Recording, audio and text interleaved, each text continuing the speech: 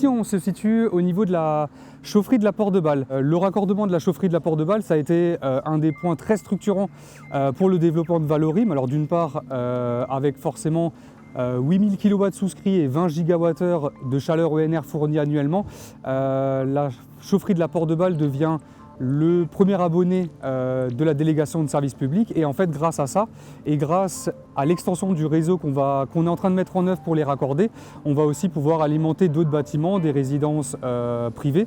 Et le but, c'est de continuer à s'étendre sur certains quartiers de Mulhouse.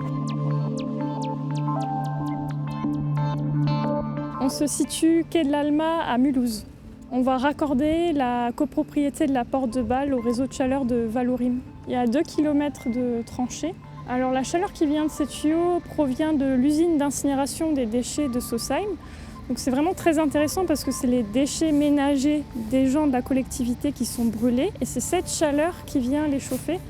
Donc c'est vraiment un circuit court et une énergie qui est décarbonée. Donc vraiment c'est un cercle vertueux.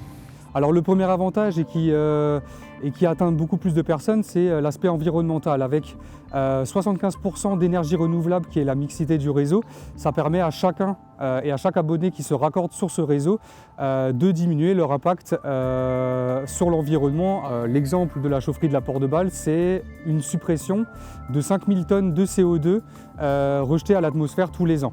Ça, c'est le premier argument. Le deuxième argument qui parle évidemment à l'ensemble des résidences privées notamment, c'est l'argument financier avec des baisses de charges significatives avec notamment une TVA à 5,5%.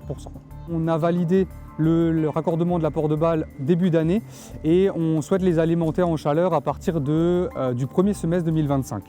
On va continuer les travaux du réseau de chaleur Valorim en 2025 et 2026 pour continuer nos extensions.